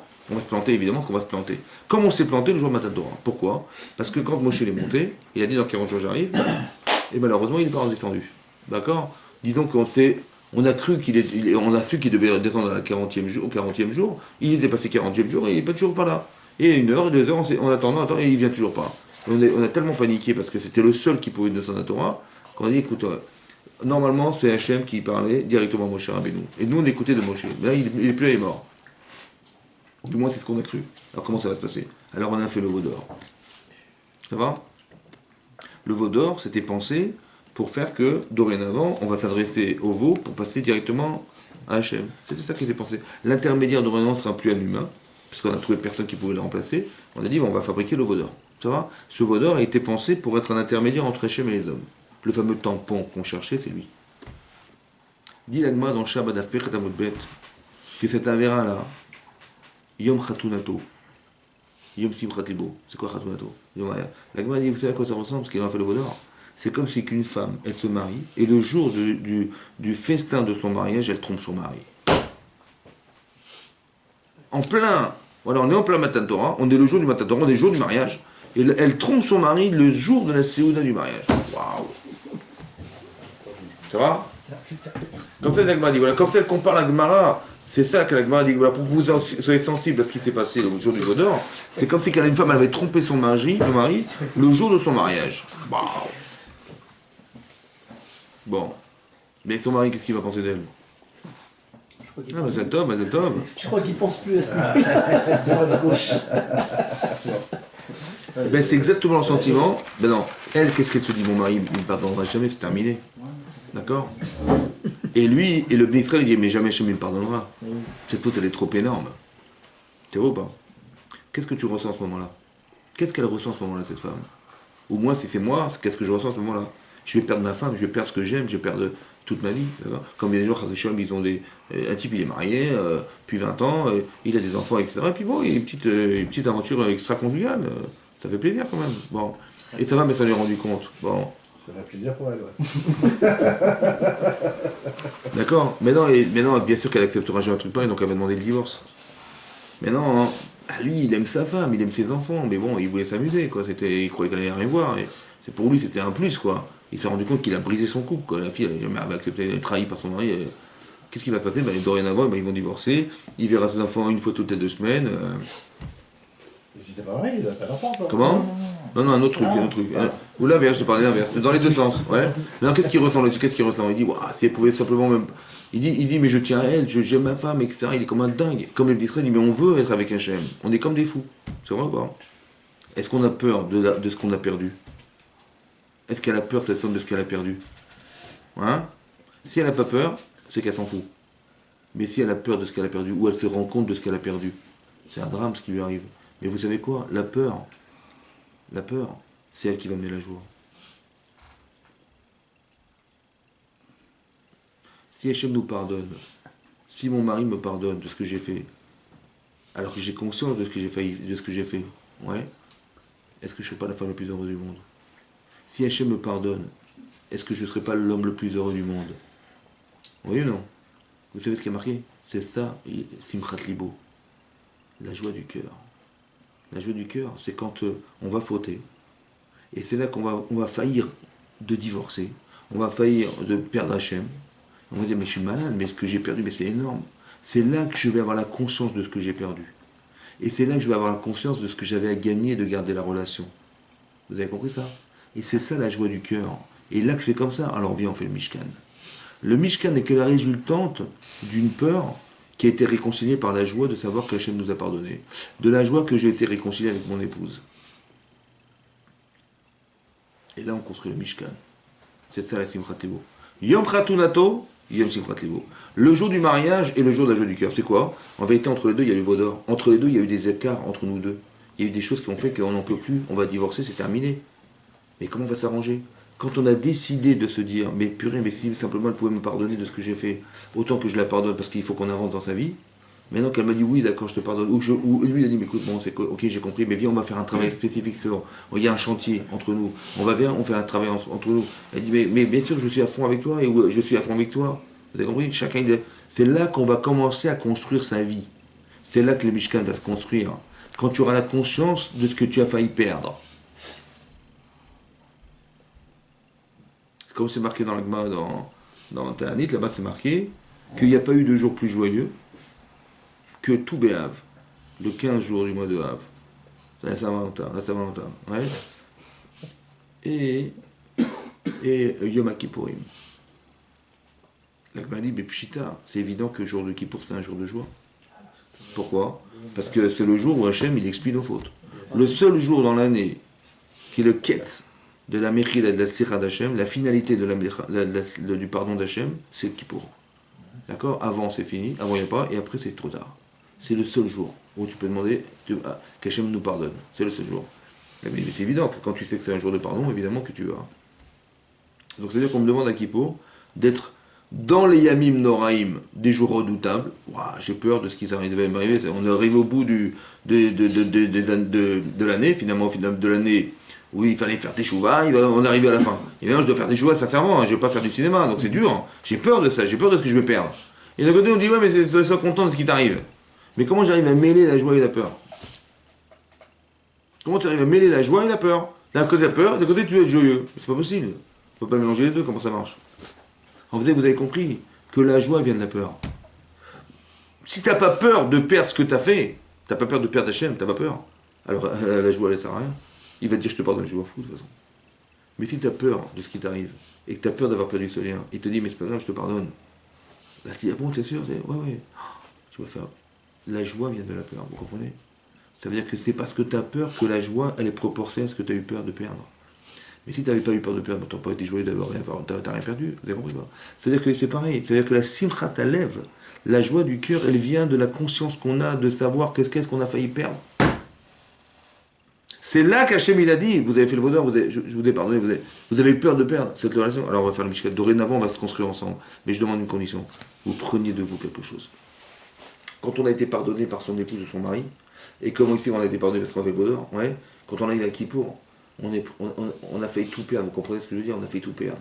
Quand un homme il a conscience que la Vera, elle le détruit, et que maintenant il y a une solution qui est inexplicable, que la Teshuvah, ça peut réparer des problèmes psychiques, ou des problèmes mentaux, ou des problèmes... Tu dis, mais grâce à Dieu ça existe, mais bon, que Dieu nous protège. Et bien la Shekhina, c'est elle qui efface tes fautes. C'est facile, ça veut dire que dorénavant, tu te sens mieux, parce que tu t'es réconcilié avec toi-même et avec Hachem. Et ça amène une joie extraordinaire. Dorénavant, ta vie, elle est conjuguée avec Hachem. Quand tu fais quelque chose, tu prends de toi pour lui. Vous comprenez? Vikrouli teruma. Le prélèvement, en fait, c'est quoi le prélèvement? C'est que dorénavant, dans ton service divin avec Hachem, il sera présent avec toi. Et que tu vas réfléchir non pas dans l'intérêt de ce que tu as gagné de faire, mais dans l'intérêt de réaliser ce que lui aurait aimé que tu fasses. C'est pas pareil, vous avez compris? C'est comme tu dis, tu as une mitzvah d'honorer tes parents, oui, et tu as une mitzvah de craindre tes parents. Oui. Il y a marqué Ishimo Vavitiraou, et il y a marqué Kaved et Avira Vetimecha. En fait, c'est deux moyens là, qui sont des mitzvot minatora, d'honorer son père et sa mère, et de craindre sa mère et son père. C'est pour que tu comprennes un jour qu'il faut que tu honores Hachem. Il faut que tu craignes Hachem. La crainte d'Hachem, c'est d'avoir peur de ce qui va m'arriver. Mais la crainte d'Hachem, c'est d'avoir peur de le décevoir. D'avoir peur de décevoir ses parents. D'abord, qu'est-ce que mon père et ma mère attendent de moi? Ouais. Qu'est-ce qui pourrait leur faire plaisir que je sois? Je vais honorer mes parents. Vous avez compris? Je ne dis pas que je dis, bon, bah, je vais faire ma vie et j'espère que ça va les contenter. Ils seront contents de ce que je vais faire. Non, c'est pas comme ça qu'on réfléchit. Que toi, tu vas réfléchir dorénavant, que tu vas te construire dans ta vie en espérant, pas seulement en espérant, mais en essayant de faire que, tiens, mais qu'est-ce qu'Hachem il aurait aimé que je fasse? Qu'est-ce qu'Hachem il m'a donné des éléments qui font partie de ce que je suis? Qu'est-ce que je peux faire de mieux pour honorer ce qu'il m'a donné?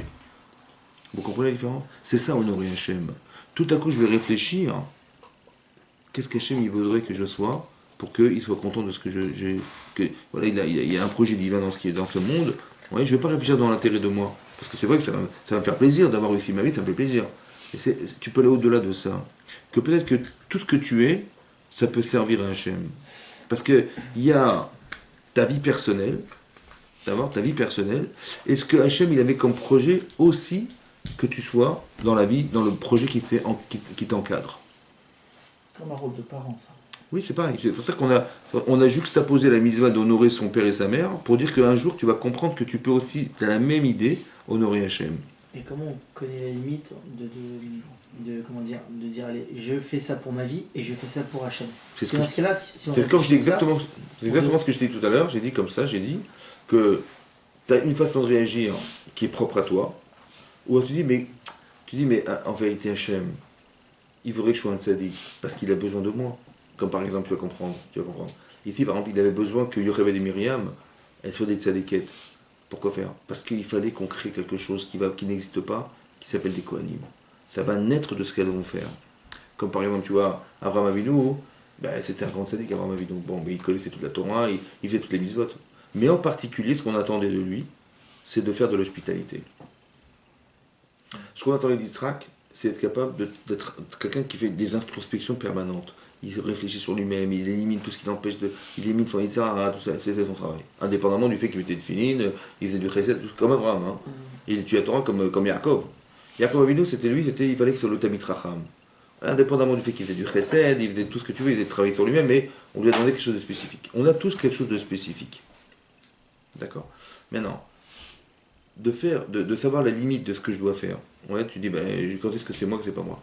En fait, tu vas te rendre compte que Avraham Avinu, par exemple, tu vois, lui, il a fait des milliers de fois l'hospitalité. Ça va? Et qu'est-ce qui s'est passé? À un moment donné, il était comme ça, et donc comme tous les jours, il recevait des gens tous les jours, et tout à coup, ce jour-là, il y a un jour spécial, où alors il a fait une chaleur torride.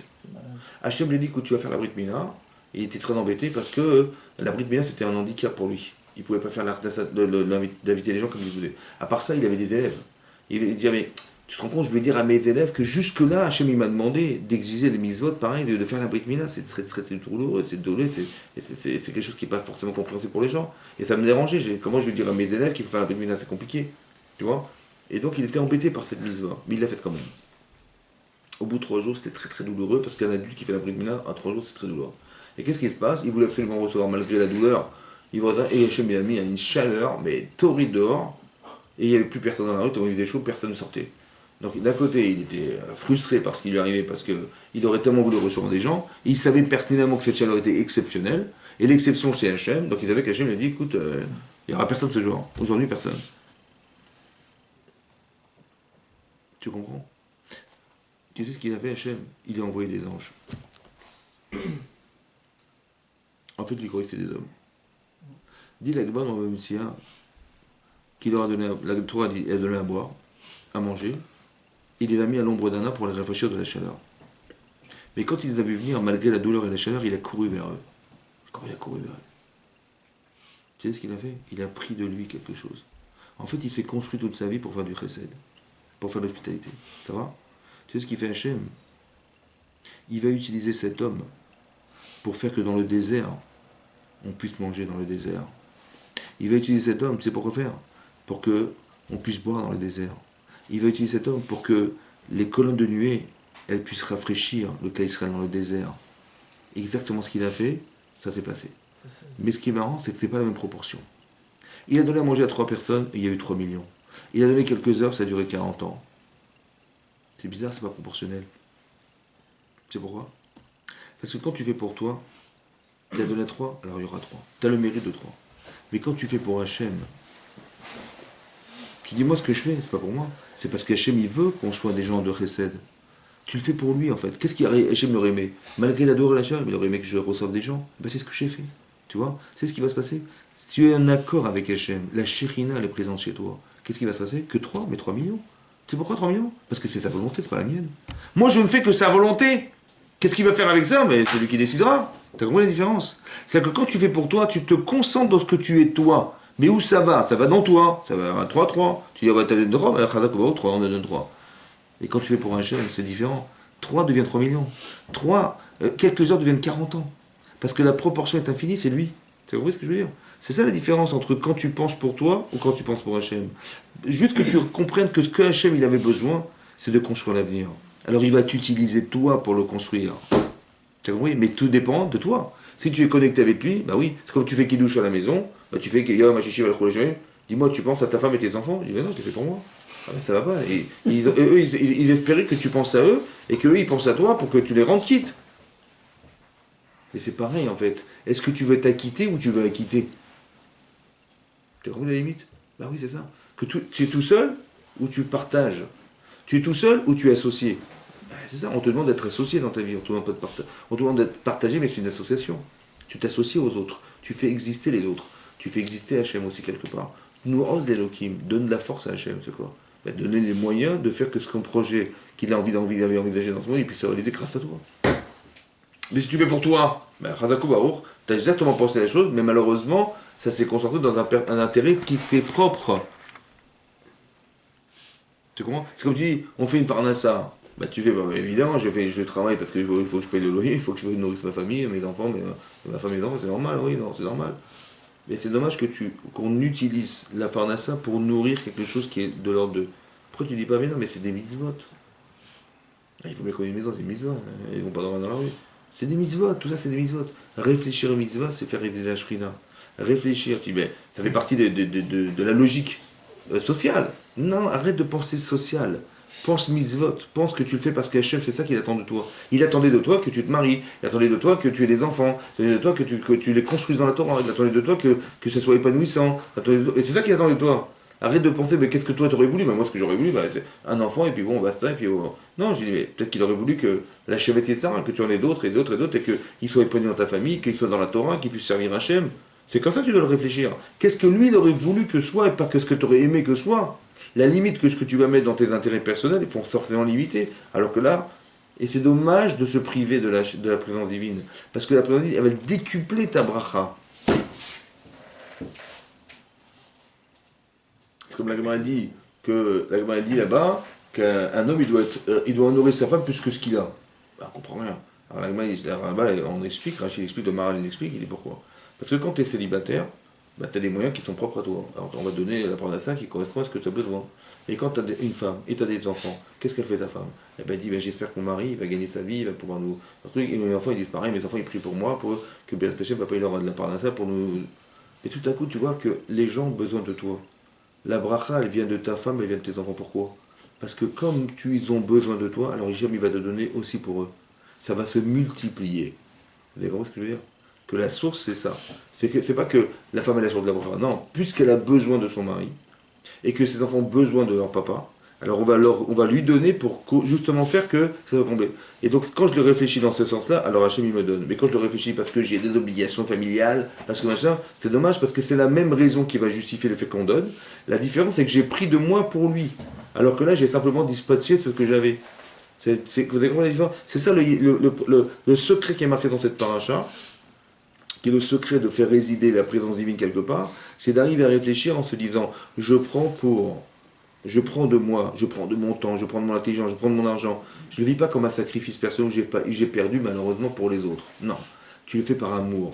C'est ça qu'il faut réussir à faire. Mais pour arriver à ce niveau d'amour, il faut comprendre l'autre. Il faut qu'est-ce que j'ai à gagner d'être avec l'autre. Et quand j'ai eu des écarts, eh ben je regrette, j'ai peur de perdre. Et cette peur de perdre, elle va construire la conscience que j'ai failli perdre ma femme, j'ai failli perdre mon mari, j'ai failli perdre mes enfants, j'ai failli perdre. Voilà ce que j'ai failli perdre. Et la peur, elle va amener de la joie. Pourquoi? Parce que quand tu sais que dorénavant, tu t'es réconcilié avec ce qui était embarrassant, tout à coup tu as appris à dire, oh, purée, j'ai failli perdre tout ça, et c'est là que tu as construit ta vie. C'est ça la Simchat Libo, c'est ça le Mishkan. Maintenant, on peut construire notre vie ensemble. Maintenant que tu as conscience de ce que tu as failli perdre, où est-ce qu'il est, l'Yetzirah? Il ne pourra plus intervenir, l'Yetzirah. Parce qu'il va dire quoi? Ça contre quoi? Tu as failli tout perdre. Plus que ça, tu veux perdre? Non, tu veux plus. Donc, l'Yetzirah n'a plus de place. Parce que tu sais ce que tu as failli perdre, et tout à coup, tu as fait des erreurs où tu as failli perdre. Tu vois, tu as fait le veau d'or, tu as failli perdre Hachem. Tu dis, maintenant, qu'est-ce qu'il va te faire? Il va te faire pas encore. Tu dis, il peut plus. Maintenant qu'Hachem m'a réconcilié, il m'a réconcilié, mais jamais plus je trahirai Hachem. J'ai retrouvé la Simchat Libo que j'avais perdue, je l'ai retrouvée, mais plus. Cette Simcha-là est tellement puissante que rien ne peut contrecarrer ça. C'est ça l'idée du Mishkan, vous comprenez? C'est ça l'idée du Mishkan. Hachem, il n'a pas besoin du Mishkan. Il a besoin de l'espace qu'on lui laisse dans son cœur. Un homme, il a besoin de savoir que sa femme, elle l'aime. Une femme, elle a besoin de savoir que son mari l'aime. La preuve d'amour, ben, c'est ce que tu donnes. Tu le vois. Si un homme, il donne à sa femme quelque chose, elle se sent dans l'obligation de recevoir, elle est gênée. Un homme, quand il se sent, elle fait ça parce que, bon, elle nourrit ses enfants, elle nourrit moi, mais bon, je ne le sens pas. Il faut que ça... C'est comme les choses qu'on prépare, quand on prépare à manger, quand on le fait des choses parce qu'on veut que ça puisse compter. Je prends de moi pour... Et ça se voit. Quand tu fais quelque chose avec le plaisir, ça se voit. Et quand tu fais par plaisir ou par mécanisme ou par obligation, ça se voit aussi. On veut plus de ça, on veut plus de ça maintenant. On veut que ce soit par amour pour la personne. Simchat Libo, Nedivat Lev, je donne mon cœur. Et c'est vraiment différent. Quand tu aimes ton métier, ça se voit. Quand tu n'aimes pas, ça se voit. Et quand tu aimes ton métier, bah, tu fais des choses plus encore, et tu vas encore plus loin parce que tu aimes ce que tu fais. Et quand tu n'aimes pas, tu vas, heureusement que c'est fini, on arrête là. Tu vois la différence? Mais c'est vrai, ça va pas loin. Tu vas pas loin dans ta démarche. Mais quand tu l'aimes, tu sais ce que tu aimes, ça correspond à ce que tu désires, bah, tu peux aller très haut parce que le plaisir et le désir, bah, ça te décuple tes forces. Ce qu'il n'y a pas dans le fait d'être obligé de faire ce que je fais. Et quand j'ai terminé, bah, je suis content, mais j'ai terminé, j'ai aucune satisfaction. À part le fait d'avoir gagné ma vie, j'ai aucune satisfaction. Ouais. Alors, quand c'est plaisant, ça n'a rien à voir, tu donnes ton cœur dedans. Mais parce que tu t'investis. Tu prends de toi, de ton temps, de ton énergie, de ton sommeil, de ton truc. Et tu prends de toi, tu prélèves et tu donnes. Mais c'est dans cet esprit qu'on construit. C'est ça que la Torah voulait dire. Comme c'est qu'on se débarrassait de son corps, ou qu'on utilisait son corps au service de sa Neshama. Mon corps, il me dit, mais laisse tomber, c'est pas pour toi. Et bien Neshama me dit, mais non, mais fais-le, hein, je ne sais pas quoi faire. Mais justement, si tu arrives à faire que à force d'adapter à la situation, à force de faire des efforts, ton corps, il va prendre du plaisir. C'est paradoxal, mais c'est comme ça. Quand on étudie la Torah, on se casse la tête. Au début, c'est compliqué. Ouais. Et comme si tu étais à l'école au CP, il fallait apprendre à lire. Bah, allez, vas-y, apprends les lettres, apprends, associe les lettres, fais des mots, comprends les mots, la profondeur des mots, elle se casse la tête. À un moment donné, tu as une tête comme ça. Mais quand tu es adapté, quand tu vois le plaisir que ça te procure, que tu lis vite, que tu lis des bouquins, que tu t'informes, que tu cultives, tout à coup, les efforts amènent à une satisfaction personnelle. Et c'est ça qu'il faut atteindre. Que c'est que par l'effort que tu aboutis. Et tu amélim bâton. Il faut faire des efforts, étudier la Torah, il faut dire. À un moment donné, c'est casse-tête, tu vois, ça peut être comme ça. Mais à un moment donné, quand tu maîtrises, c'est un plaisir fantastique. C'est l'aboutissement à ça. C'est pareil. C'est le même mécanisme, c'est la même démarche. Juste qu'il faut penser que tu fais pas pour toi. Tu fais pas pour être un intellectuel. Tu fais pas pour être cultivé. Tu fais parce que ça va t'aider à mieux comprendre Hachem. Tu vas le faire parce que tu es un serviteur d'Hachem. Vous avez compris? C'est ça. Et ça se vit en couple. C'est plus facile en couple parce que tu comprends ce que tu apportes. Plus que dans la parnassa, plus que dans d'autres choses, avec tes enfants, les personnes les plus proches de toi. C'est ça que tu comprends. Et c'est la Simchat Libo. C'est-à-dire que ce qu'on doit ressentir, c'est l'espace que tu laisses à l'autre, dans ton cœur. C'est comme j'ai expliqué que Hachem, quand il crée le monde, oui, il est marqué là-bas, hein, il a créé le monde. Bon, le problème, c'est la création du monde, pas la fabrication du monde, la création du monde. Créer, c'est partir de rien. À partir de rien, il a créé le monde. C'est vrai? Le problème, c'est qu'il est tout. Est-ce qu'il peut créer autre chose que lui? C'est impossible, parce qu'il est tout. C'est quoi la création du monde? Dans cette paracha, c'est marqué, dans la paracha Teruma, Midrash Rabbah, que Hachem, il s'est sorti, il a été médecin, il s'est sorti. C'est comme toi, tu as des intérêts personnels. Tu dis, je fais abstraction de moi pour. Donc tu vides ton cœur de tes intérêts personnels pour les livrer à autre chose, à quelqu'un d'autre. C'est ça que tu fais. Et Hichem, il a fait la même chose. Donc il a retiré son espace pour laisser vivre l'être humain. C'est quoi ça? C'est la création du monde. Quand il est marqué Vaishbot Bayom Hashevi, il s'est stoppé, ça veut dire qu'il a arrêté de se vider pour créer le monde. Ça va? Il a créé un espace, ce qu'on appelle l'univers. C'est quoi l'univers? Or, et que ce soit la lumière, on sait qu'il y a eu le Big Bang, c'est comme ça qu'on l'explique. La lumière, c'est une lumière intense. On sait calculer le temps de la création. Pourquoi? Parce que c'est à partir de ce moment-là, de cette lumière, que l'univers a été créé. Ça va? Les scientifiques ils disent qu'il y a 13,7 milliards d'années-lumière entre ce moment-là et nous. Ça va? 13,7 milliards d'années-lumière. La lumière, c'est quoi la lumière? La vitesse de la lumière, c'est 300 000 km/s. Ça, c'est en une seconde, 300 000 km. On parle en termes de milliards d'années-lumière. Je ne sais pas si vous vous rendez compte de la distance. Ça, c'est l'espace qu'il a créé Hachem pour qui? Pour qui il a fait ça? Pour nous. Tu sais ce que c'est ça, cet espace-là?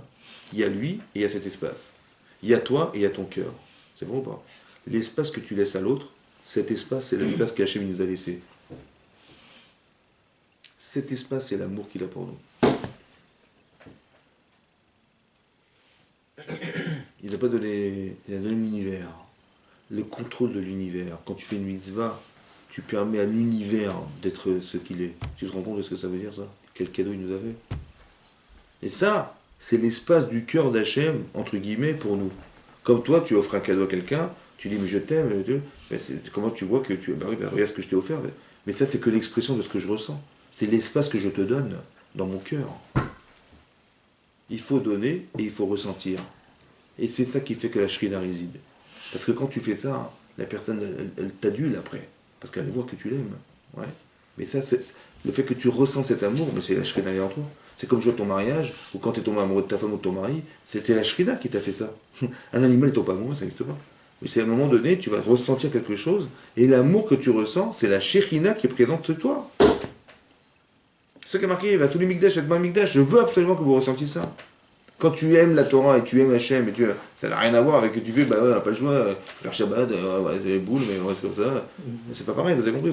Il faut que tu le fasses par amour, il faut que tu le fasses par plaisir. Mais quand tu rejoins ce plaisir et cet amour, tu rejoins ta neshama.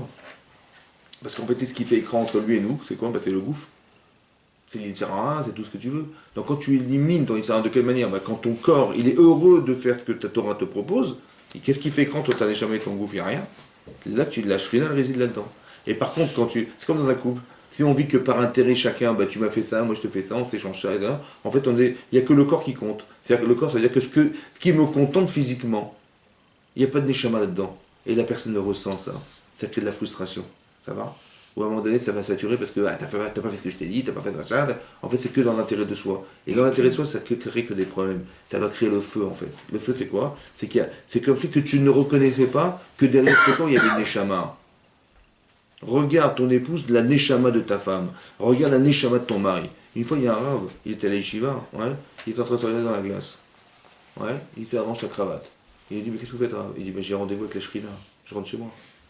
Je m'arrange, j'ai oublié de m'arranger. Tu te rends compte comment il réfléchit? C'est-à-dire, c'est un peu fou. Je suis rendu avec la shrina. C'est-à-dire que j'ai ma femme, voilà, je m'arrange. Ma femme, mon mari, c'est pareil. Mon mari, il arrive, il faut que je m'arrange, il faut que je sois belle, il faut que mon mari soit content de me voir. Il faut que, quand il rentre, il soit souriant. Et moi, quand je rentre, je suis souriant. Mais c'est comme ça. Shechina Benem. C'est le Mikdash, ça. Mais c'est pas fait, pas des erreurs. On a fait des erreurs. C'est vrai. Mais non, le travail à faire, c'est de dire, j'ai failli tout perdre. Et comme le Vaudan. Et maintenant, j'ai retrouvé ce que j'ai failli perdre, on m'a pardonné, et je t'ai pardonné. Je suis la personne la plus heureuse du monde. Ouais. Et je sais, j'ai la conscience de ce que j'ai failli perdre, de ce que j'ai à gagner d'être. Et là, tout à coup, on va construire. C'est là que le Mishkan, c'est pour ça qu'on dit qu'un couple, c'est un Mishkan, c'est un sanctuaire. Parce que c'est là que nos vies, elles démarrent vraiment. C'est là. Vous avez compris? C'était pas Matan Torah, c'était pas avant, parce qu'on était sous l'expectative de ce qui nous arrivait, et on appréhendait des choses, on a fait le vaudin, on a fait des erreurs. Mais c'est comme ça, une vie de couple, il y a des erreurs, c'est comme ça. Tu crois que tu es parfait, la personne n'est parfaite. Mais c'est pas grave. Au contraire, tu sais exactement là où ça va pas. Alors travaille dessus. Et élimine ce qui va pas pour que justement tu sois plus épanoui et que quand tu auras fait contre nature quelque chose, parce que c'est contre nature ce qu'on te demande, et ben tu vas voir que tu auras été transformé grâce aux remarques de ton épouse ou de ton mari, Bah, tu dis, non, mon mari est heureux grâce à ça, parce que c'était contre lui, mais quelque part ça m'a épanoui. Et eux, pareil, on est heureux, donc mon mari voit que j'ai changé, ou ma femme elle voit que j'ai changé, ça me fait plaisir. Et la Shekhinah, elle va résider. Et en fait, on a gagné deux choses. La Shekhinah, elle réside, et nous, on a changé, on a vu les tzadikim. C'est magnifique. Chazak ou Baruch, Chazak. Razak.